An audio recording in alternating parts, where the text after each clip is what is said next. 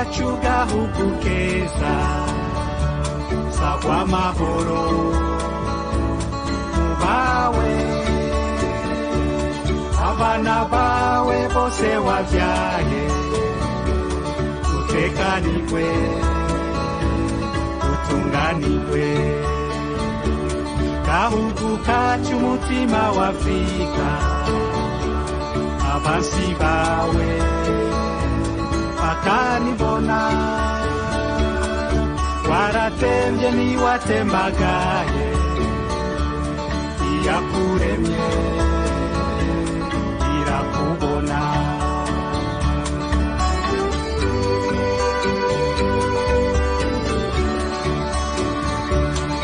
katika teretswe n'Imana kadahenurwa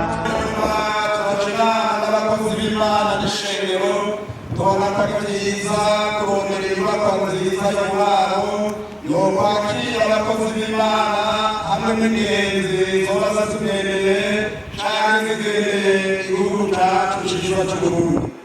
Nyene cyubahiro perezida wa repubulika twagomba ngo abantu bose babikoze uje kubashimira kuko iki kintu cose cakozwe n'amahera twegeranije mu banyeshengero atangafashanyo n'imwe ivuye mu mahanga. Abanyeshengero b'ishengero rya Pentekote ry'i Bujumbura babikoze kuva hasi kugeza hejuru.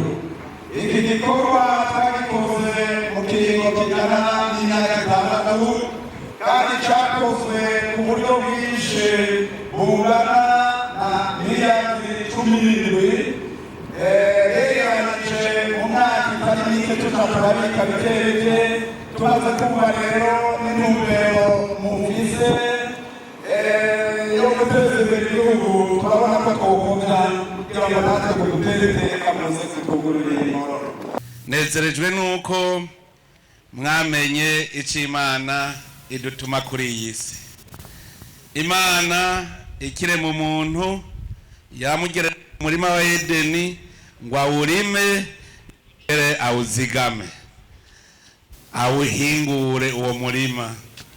None rero nejerejwe nuko mwamenye yuko iyi si dutegereza kuba ari twebwe nyene tuyisikura tukayihingura tukongera tukayizigama.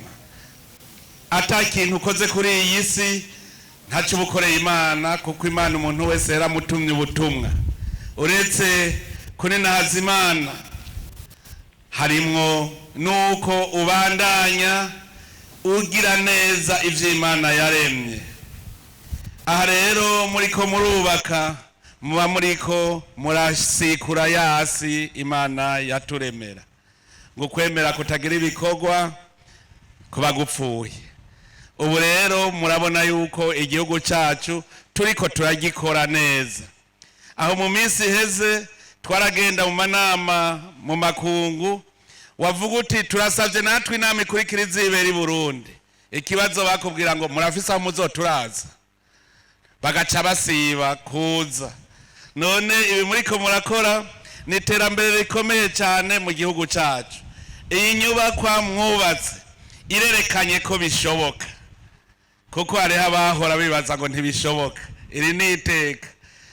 Abahora rero bibaza ko u Burundi buzokwama buri inyuma bamenye yuko bishoboka ko tubwubaka kikaba igihugu ciza cyane. Ubu muramfashije kuko ndiko ndavuga imbona kazoza ivyo twifuza Uburundi bwoba ingene bwa bumeze.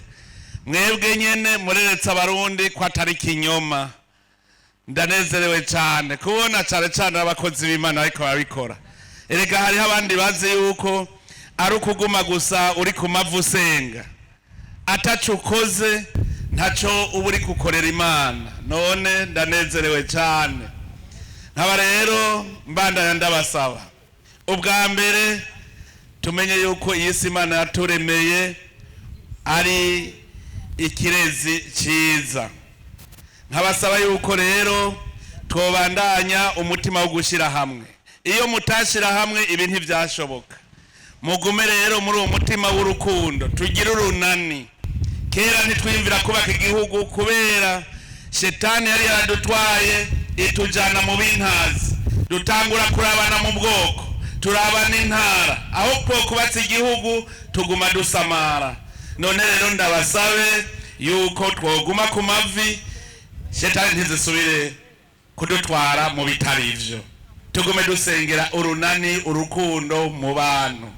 Hanyuma rero kandi ndabasabe kuguma mu dusengera natwe bw'indongozi.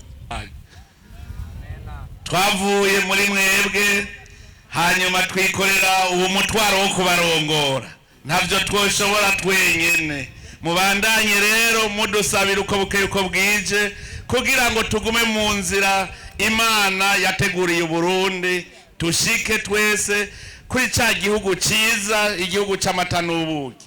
Ntimucike inkokora ngo Burundi ngo ni bukene. Uburundi buratunze uko turafise umutahe, ahubwo hageze yuko dukora dutera imbere ntagire n'umwe acika inkokora. Mudusabire rero kugira tugume muri iyo nzira, natwe ntituze tubahemukire. Ibi byose ni Imana ibirema ikabikomeza, kandi dushize hamwe tuzoshika. None rero ndabakengurukiye cyane, tubandanye twese turi kumwe mu gisabisho no mu bikorwa. Imana ibahezagire.